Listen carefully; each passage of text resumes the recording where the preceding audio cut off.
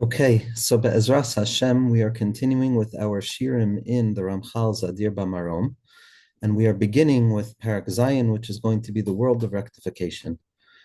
Shir 67, Gematria Bina, which is the beginning of understanding. Bina Miklal Data'a, understanding, as Chazal say, always emerges from a previous mistake.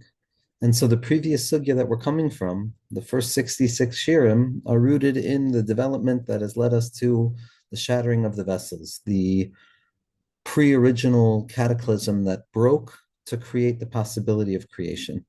And with Shir 67, Be'ezras Hashem, we're entering into the secret of tshuva, to the world of tikkun, to the world of rectification, to the world of fixing. Chassidus says, and the Tzemach Tzedek used to say this over, that up until Parshas Lech Lecha, we live in a world of tohu, because the world was created by way of tohu. It was tohu v'vohu v'choshech v'ruach elokim merachepes al panei hamayim. And then it was Noach, which was even more shvira, the shattering of the vessels, the destruction of the world. And then it was with Lech Lecha, with the emergence of Avram Avinu, Behiv Aram, the hay of Avraham, the hay partsufim that are going to be developed to enable the direct expression of HaKadosh Baruch Hu down here, the world of rectification, that starts with Avraham Avinu. And so we're beginning with the world of rectification. Rectification, the ability to take all of that trauma, all of that breakdown, all of that intensity, and to realize how ultimately all of it was just the first expression of a process that is going to ultimately reveal itself in fullness, wholeness, perpetuality, infinitude, netzach netzachim. And so we're going to learn from Rabbeinu Haramchal, Tzadik Yisoid Olam, Rabbeinu Moshe Chaim Lutzato, how to draw down illumination to ourselves through his holy words, these holy technologies that he gave us so that we can draw them down into our minds and live with them in accordance to the level that we're capable of living with them. The goal is to see good in the world. The goal is to taste good in the world. Lehisaneg al Hashem. Lo nivra ela lehisaneg al Hashem. We're only created so that we can experience pleasure by way of the connection to God.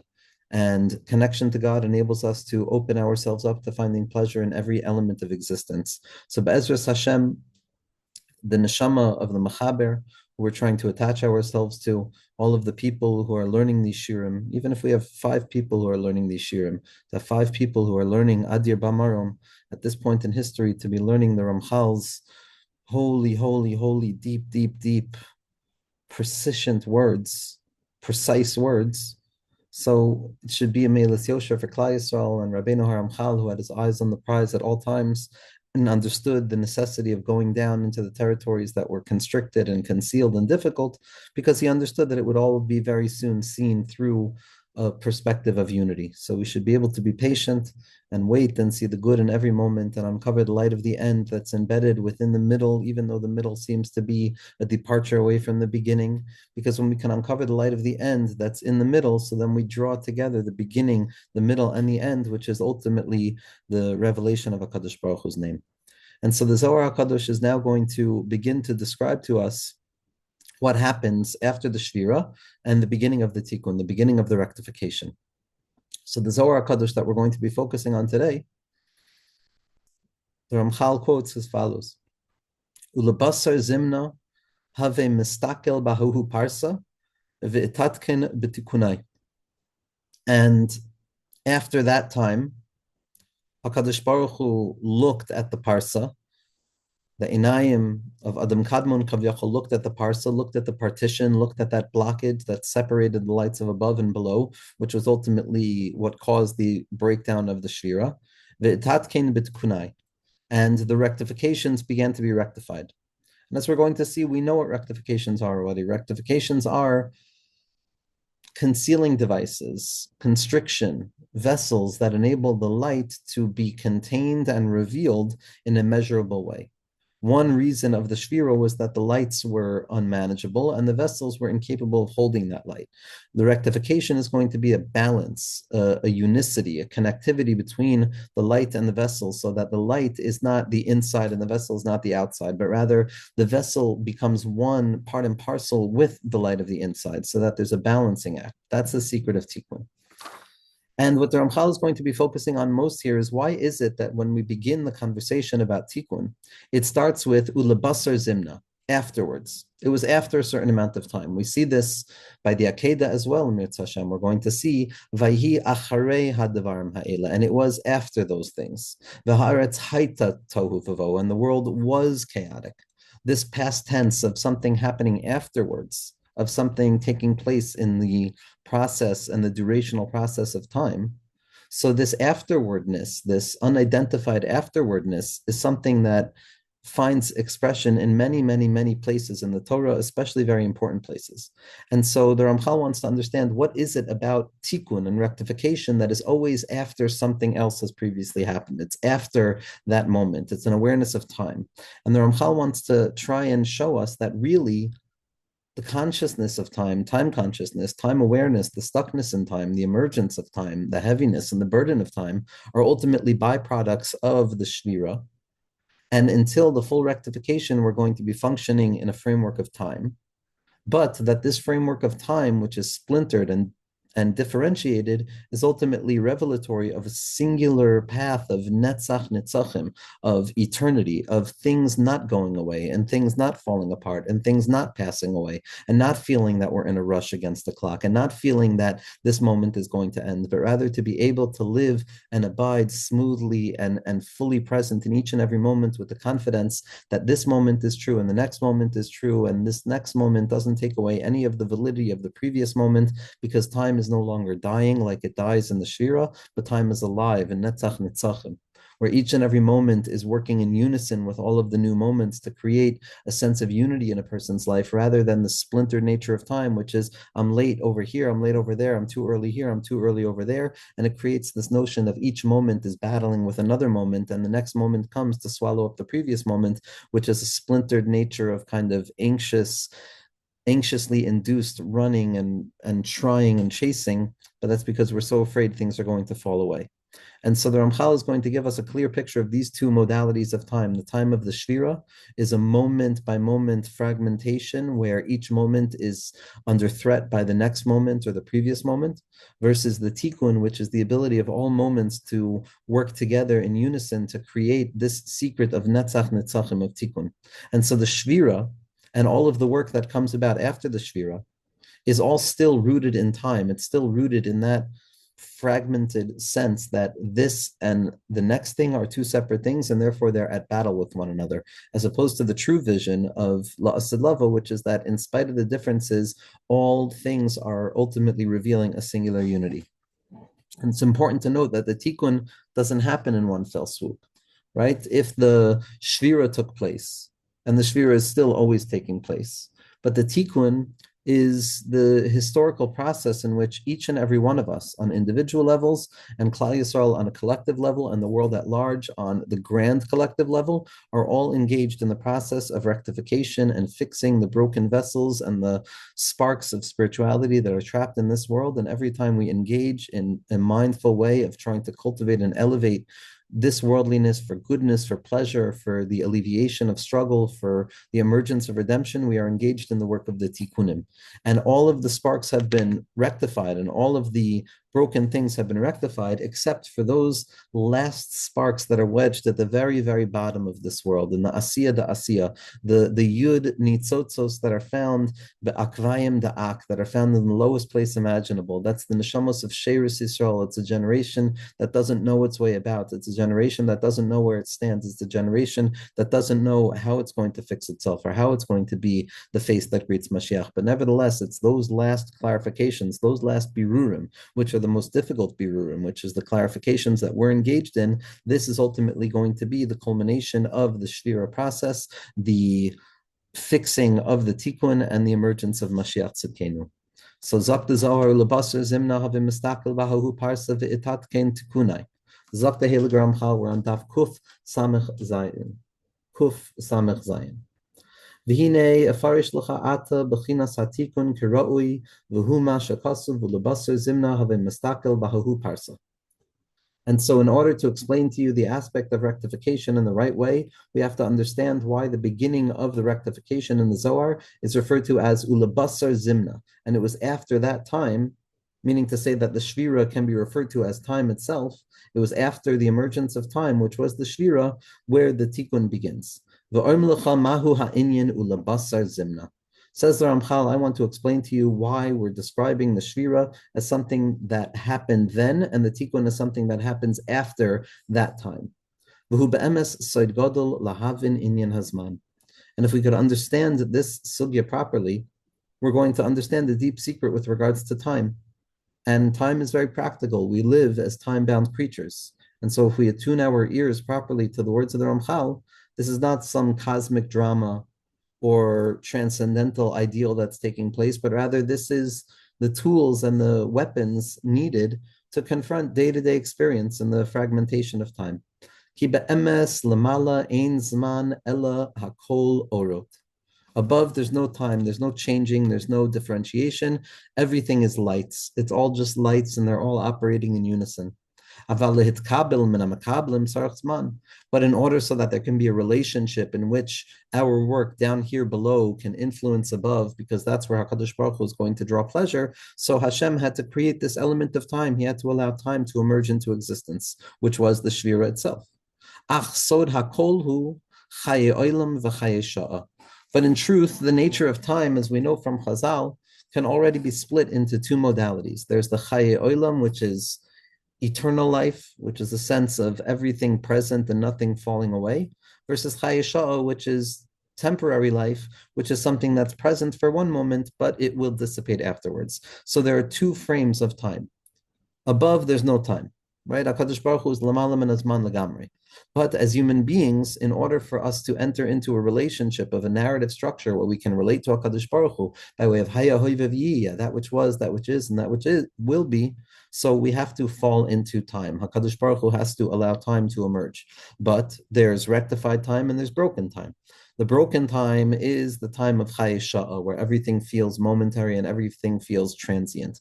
The rectified time is Chaye Olam, where we realize that all of the shifts and all of the changes and all of the rapid ups and downs are also rooted in a singular unity. That's referred to as Chaye Olam. And that Chaye Olam is what brings us into Nitzlius. And that Chaye Sha'ah is where the symptoms come from. Ki ha'olam hazeh mitnahig b'sod hazman. This world operates in accordance with the rules and the regulations of time. But in the future, there's not going to be any more time. Everything is going to be perpetual. Everything is going to be eternal. Nothing is going to fall away. Nothing is going to disintegrate. And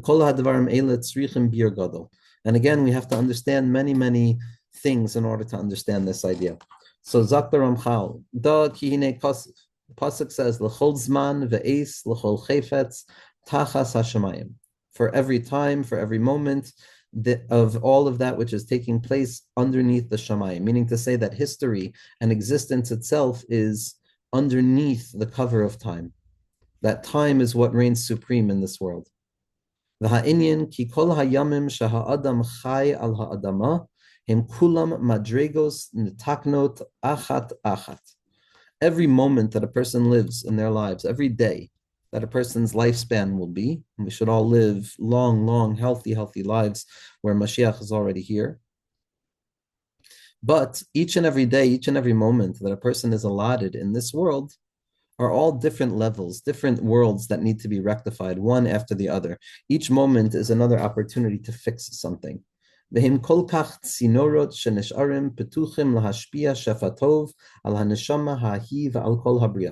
in truth, every moment and every day is really just a pipeline that is opened up from above so that HaKadosh Baruch Hu could send down Shefa Tov, good Shefa of light, of Ruchnius, of godliness for this particular neshama, and not only for this particular neshama, but for the benefit that will come through this particular neshama for the entirety of reality. So each and every person lives their individual lives, and each and every person's life is measured by days, and each day is an opening, and each opening is a pipeline, and each pipeline is there for the light from above to descend down below so as to illuminate the self as well as the world around it. Ki kain haseder, this is the way that it goes. Shekol ha'meorot yihiyu niftachim al ha'neshama, that when neshama comes down into this world with its days, there are certain amounts of spiritual lights and illumination that's going to be opened for that individual. But they remain opened.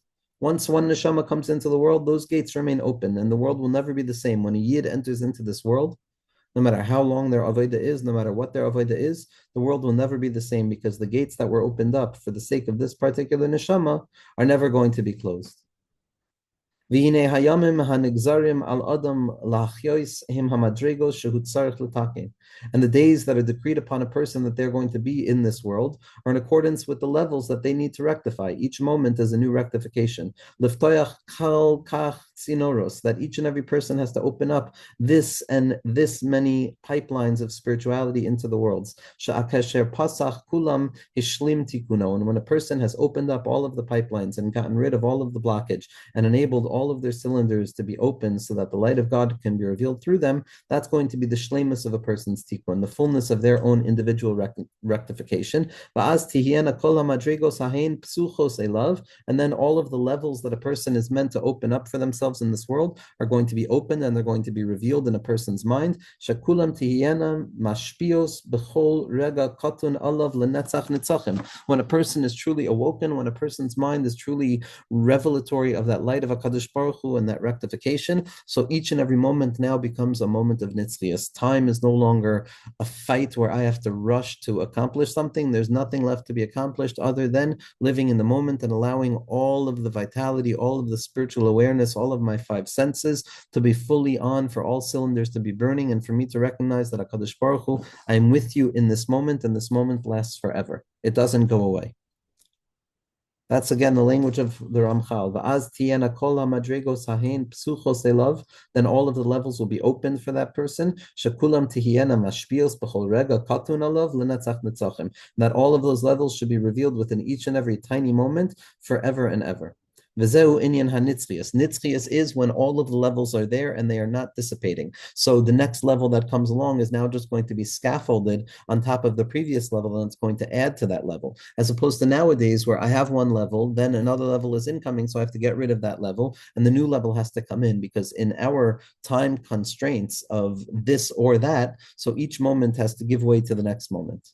And if I spend too much time in the previous moment, then I'm lazy and I'm not ready to receive the influx of the new moment, because a person feels that each moment is at battle with one another and one moment takes the place of the next. But nitzchias is the recognition that what was experienced in this moment is engraved and it's embedded. It might not be consciously brought up in my mind, but that doesn't mean it's not there. And in that place, a person lives with a sense of nitzchias, where each moment is not coming to battle for the sight of its appearance, but rather each moment is operating together with all other moments. And that's the perspective of nitzchias. Shahad dvarim shahayu meirim echad ba'olam hazeh, that all of those different things that we did, one thing after the other, one moment after the other, in this world where each moment is different and each moment has its own task, sham ba'olam haba kulam ke'echad me'irim b'chol rega. The giloy of olam haba in a person's mind and the giloy of olam haba mamish is where all of the work of each and every moment is no longer going to be contained within the confines and the neat territories of past, present, or future, where each moment is both a future to a previous moment and also a past to the next moment. So each moment has all of these three stages of clarification. It could be the past, it could be the present, or it could be the future. The perspective of Olam Haba is that all of that is ever present and there's no deficiency. So how everything can be operating at once without minimizing the existence of each and every other thing, and how all of the different articulations can be contained together as one while still maintaining their difference and not denying their unity, that's the secret of Olam Haba. But that's the secret of Nitzchias, where a person is free from the fear of losing out on the moment or the moment ending. And a person, when they hear this, that a person's life and the allotted days that are given to that person are in accordance with the mission that is given to them, and that they have to rectify all of the rectifications. So if you're going to ask, says the Ramchal, that Rahman al-Islam, there's certain souls in this world who have shorter amounts of times than other neshamos. So then we might say you peschusim aleim sinoros pachos meacheros. So then theoretically they would have less opportunity to open up pipelines of spirituality, and they would be less exposed to the lights of spirituality, because if each day is an opportunity for a tikkun, and some people have less days, then the people with longer days are going to have more opportunities for opening up the tsinorot. And then their pleasure in the world to come seems to be deficient because they haven't accomplished all the longer life has accomplished. The Hare Ein Zeh Tali B'Yadam, but this really has nothing to do. This is not their fault. No one was doing this on purpose. Nobody decides the length or the longevity of their lives. So how could it be that one neshama should be zocha to this and one neshama should be zocha to that? So Zakter Ramchal, and this is a decentering perspective, but nevertheless it offers a silent ground of comfort to realize that we're not the main story. A person has to understand Eicha Inyan Hazeh Nimshach Min HaGilgulim. Our lives don't start with us. We are sometimes part, or nearly always part, of a much more ancient cycle and a rectification of a particular soul and a spark of a soul that needs to fix something in this world in order to bring about the full redemption, in order for each and every soul to carry out its predetermined task that HaKadosh Baruch Hu wants from each and every Yid, no matter how long it's taken transhistorically, no matter what the soul has been through. Nevertheless, we have to see our lives. We have to understand that each iteration of this presence in this world is part of also a larger story. Ki lo kol haneshama mitgalgelet tamid. The entire soul doesn't mitgalgel, doesn't reveal itself once again at once. Ela chalakim mimenu. Sometimes a person is a spark of a different soul, and that spark of that soul has a different rectification to do. No, we don't know this. We don't have Nevi'im anymore. We have tzaddikim, Baruch Hashem. We have mamish tzaddik yesod olam in our generation. But on this Indian, a person has to daven to HaKadosh Baruch Hu that our tafkid should be to greet the face of Mashiach, and that our tafkid should be to bring about Mashiach. And until all of the work is done, our tafkid shouldn't be done. And we have to realize that there's olamos ein kates, and as long as a person lives with shlichus from HaKadosh Baruch Hu, realizing that I am not the one doing the rectification, but rather I am the vehicle through which the rectification is unfolding, so then there will be no gaiva and there will be perpetual awareness that there's more to do. There's always, always more to do. There's always more to do, Be'ezras Hashem. So certain neshamos, they're chalakim that are so mezuchach, so purified, so rectified, that ultimately they don't need to do as much work in this world as others, and therefore they are allotted shorter amounts of time, Rahman al-Itzlan, but in the innermost interiority of it, we see from here that it means that the neshama has already rectified what it needs to rectify, and those gates that the neshama leaves are always open for family, for friends, for the world, they're always open. Ela mispar hashayach lahem, right? They just have to deal with their number. Each soul is allotted exactly what it needs in accordance with the rectifications that it must bring about in the grand history of this soul. But this time awareness, this time constraint is all part of the shvira. V'nachzor le'inyaninu, says the Ramchal. V'nevar ata migoyrem hashinoi hazeh. So what's the difference here? If we're seeing that there's these two perspectives of time, that there's the splintered nature of time and fragmentation, which is the process of this worldliness where each moment is its own thing and it's not before and it's not after, and each moment has to be tended to, and a person can't stay in the previous moment because then they're going to miss this moment, and we can't stay in this moment because then we'll miss the next moment. That's the time of Edom Hazeh, that's the constriction of time, that's the ever-changing colors of time, where it's rooted in a sense of deficiency and desire and chasing and being chased and being late and the birth of anxiety, versus the perspective of Nitzchias, which is where all differentiated moments of time are going to be revealed to be operating in one fluid expression of unity, in one ever-present thing where nothing is lost and nothing is deficient and nothing disappears, where everything can be accessed at each and every moment without delay whatsoever, beyond Tekef Umiyad. And so what's the difference between the time that we experience in exile and the time that we're going to experience when HaKadosh Baruch Hu reveals the secret of eternity, right? So the language of the Ramchal is V'nevar ata mi goyrem hashina hazeh. What causes this deep divide between ben mashu hu ata, the way that we relate to time now, u'mashi yiyeh la'asad lavo, and the way that we're going to relate to time in the future? V'ha'inyan hu, and says the Ramchal, these two forms of time that we experience are ultimately rooted in two ways in which HaKadosh Baruch Hu reveals himself in the world. Hamin harishon, who the first way Hashem reveals himself, she'or echad behis pashtuso eno maniach gilui l'shar ha'ma'oros, the lower level of time, right? The chaye sha'a, the time of shvira, the time of anxiety, is where or echad behis pashtuso eno maniach gilui l'shar ha'ma'oros. When there is a light that is revealed, when there is something that is active, when there is something that is present, there's no room for anything else to be present. Each thing is its thing and not some other thing, and there's no nitzkias at this level. Each thing has to occupy its own particular time and space, and nothing else can occupy that time and space. So each giloy does not leave room for any other giloy to take shape, and in order for the next giloy to take shape, the previous giloy has to be moved away. That's the chaye sha'ah. That's the time of this world. But the higher level of time, shashum or eno ma'akiv zeh. There's no blockage. Each and every light is open to the next. Kulam ahuvim, kulam berurim. Each one is just attempting to make space for the other and to work in unison together. Besod ha'inyan klal v'prat. And these two stages can be referred to as the klal and the prat, the general principle and the particular.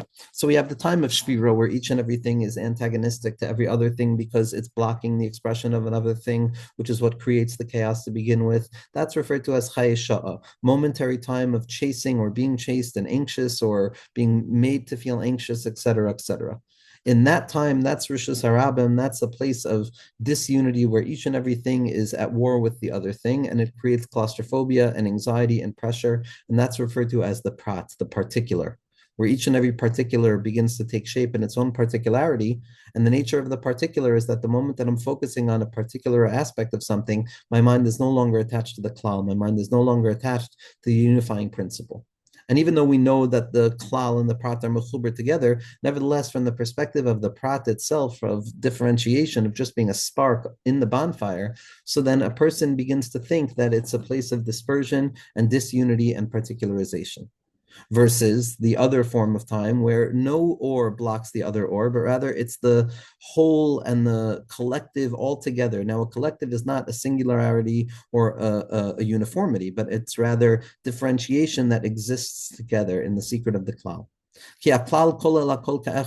Because the secret of the klal, this type of nitzchias time where everything is together and it's not afraid of the other thing, that's where everything is revealed together. But the prat, mavdil kol davar b'fnei atzmo, but particularity separates one thing from the other. B'nei hamin harishon goyrim hazman.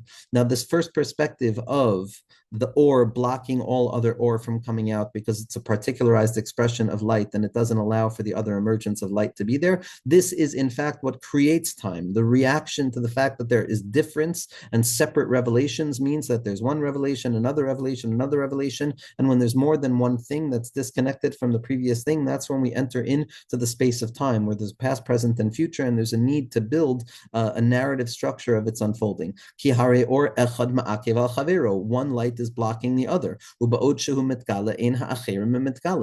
a blockage, there's a delay, and delay is the birth of time consciousness. If there's a delay, there's a sense of I'm in the wrong place at the wrong time, and that's what's going to create this realm of differentiation, the place of the Shis Alfei Shanan Dehave Alma, the six sides of all things, the six Sidrei Mishnah, which represent the ever-changing nature of this world, which the Tikkun Zohar tells us is Zman Nakat. It's rooted fundamentally in the encounter with time itself. The Hamin Hasheni, but the rectification of time, Nitzchias, the Klal, everything being unified together, Goyrim HaHashva'a. It drives equanimity, unity, equality, all difference being shown to be reflective of a singular core, where all things continue to operate in differentiation, but the differentiation is no longer antagonistic to unity, but rather revelatory of unity.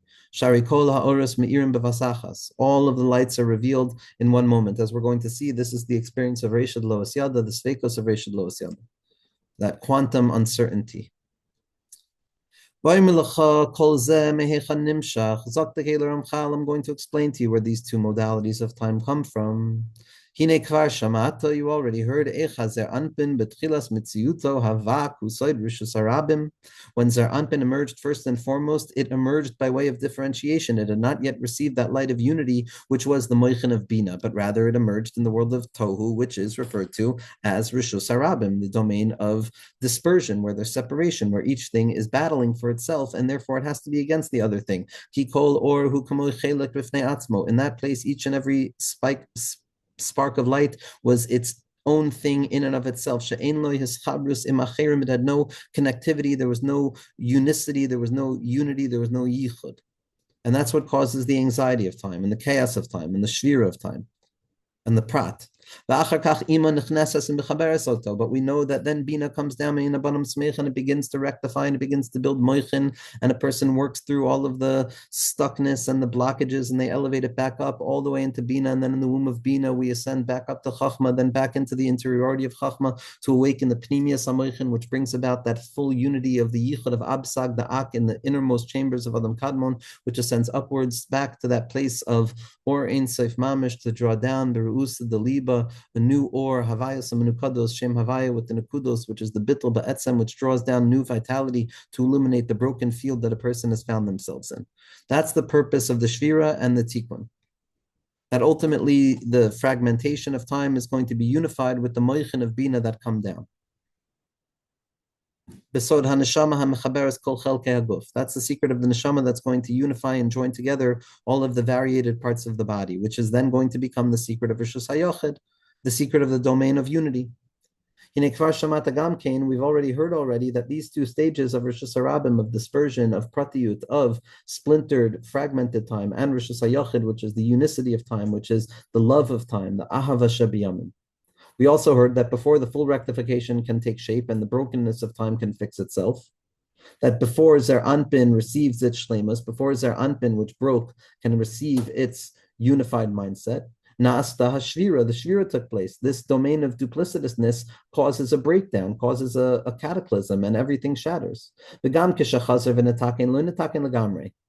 Like we said last week, even the tikkun that we're engaged in now, even the fixing that we're engaged in now, don't think that it's going to bring about nitzchias, because like we said, even the fixing now is just the fixing from within the brokenness itself. And once the brokenness is fixed from within itself, then the fixing beyond the brokenness can begin to take shape upon the fixed brokenness itself. Because we said really what comes out in the Shvira is the shame of Sag, which is the shame of Bina, which is the place of shattering. And what was missing was Ab, what was missing was Ayin Beis, what was missing was Chesed, what was missing was Chachma. And then what falls down into breakage is Bina, Zer Anpin, and Malchus, and the worlds of Bri, Yitzir, and Asiyah. And it's missing Chachma, it's missing Atzilus. And then we work through the clarifications, we uncover the latent properties of an Atzilus within Bria Yitzira itself, which is the rectification of the brokenness from within the brokenness itself. And then when that's all fixed, the Shleimus Atikun is going to emerge, which is that Or HaGanuz, which is that Tipa of the Or Ha'av, that light of goodness, which is ultimately going to bring about all fixing. But just because we're in the process of fixing doesn't mean it's fixed yet, because the fixing that we're engaged in is still deficient in relationship to how the true fixing is going to take place. Because in truth, the lights that came out in the time of the Shvira were originally meant to be the lights of Sag, were originally meant to be the lights of Bina, but through the Shvira, they descend down to the lower feminine level, which is the shame of Ban, which is the Malchus itself. That Malchus has fallen from Bina, and all of the fixing that we're doing is still only on the level of Malchus, on the shame of Ben. But the true rectification is when we're going to be able to elevate the concealment of this world, which is the shame of Ben, and bring it back to its true roots in the shame of Sag. And then instead of working with the shame Ma, which is being matak in the shame Ben, we're going to work with the shame Ab, which is being matak in the shame Sag. And so even the work that we're doing now, and the Ramchal here is building himself completely upon the Drushei HaShvira and the Drushei HaTikun in the Arizal, ideas that we're going to descend down deeper and deeper into Be'ezras Hashem. But for now, the Ramchal just wants us to understand that in between the Rishus HaRabim and the Rishus HaYachid, between the Prat and the Klal, between the fragmented time and the unity of time, so there's the experience of the Shvira. And Gam Kishachazer v'nataken l'nataken l'gamri. And even though we're dealing with the beginning of fixing now, it's not an absolute fixing. Shaharei nishiru hakelim b'madregos ben v'lo b'madregos sag.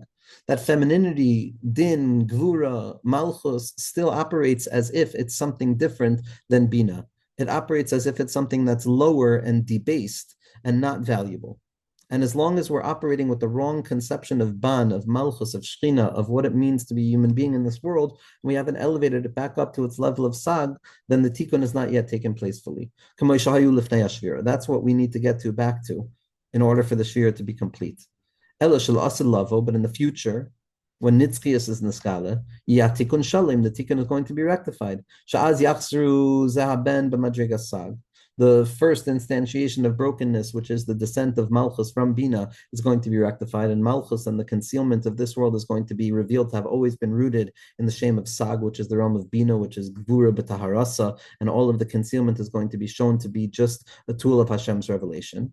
But v'hine kivan she'inyan hashvira hazos nishar zegorim azman, the shvira extends itself. That's as long as the Shira extends itself, as long as the true tikkun has not yet taken place, we are going to experience things from the perspective of the durational lag of time where each thing is going to be separate. Because each and every moment still needs to be rectified. We still need to focus in on what needs to be fixed in this moment, which forces me to dig into this moment. The Gorium Lahem Bechinas Hahanaga Hazos. And this is what causes us to feel that one light is going to push away from another light. And this is the fragmentation of time, primarily because we're still in the place of needing to fix something. Nitzchias is the realization that I don't have to fix anything. There's nowhere to run to. There's nobody to chase. There's no one chasing me. Everything is here right now, and there's no sense of privation or deficiency. That's nitzchias, where a person is calm, where a person is abiding, where a person is truly fully themselves in each and every moment, where all of the sinoros, all of the ha'aros are opened at one moment, and I'm not running anywhere. I don't feel I'm deficient. I don't feel that by focusing on this, I'm not focusing on that, or that by calming myself down here, the anxiety is going to grow over there. This back and forth or tending to this and then ignoring that, that's all symptomatic of exilic time, of the broken nature of time, of the pratiyut of the shira. But the rectification is ultimately going to be when it's revealed that there's nothing lost. Zman and Nitzchias are not two separate things. Zman is the preparatory stage for Nitzchias. Each and every moment of our experience is going to be able to be looked back upon from a perspective of wholeness to realize that everything was there at that moment. There was Nitzchias in Zman. We're drawing Chaye Olam into Chaye Sha'ah. That's our job now. And that's the only way that we're going to be able to continue with the rectification.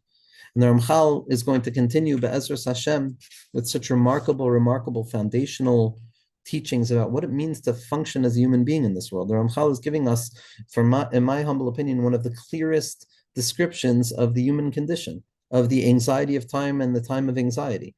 And if we can listen, if we can open our hearts and open our minds and believe that beyond what we can rationally conceive of these words, beyond what our minds are capable of grasping in these words, but the simple words given down by the Tzaddik Yesod Olam, Reb Moshe Chaim Luzzatto, that embedded within these words is the very potency of the spiritual awakening and enlightenment that he is thinking about when he gave these words over. So that when we read these words, it's not just that we're hearing an idea or processing an idea from the Ramchal, but we are taking a medicine that was developed by the Ramchal and placed into this medicinal book, and these words become healing words. These words become healing words.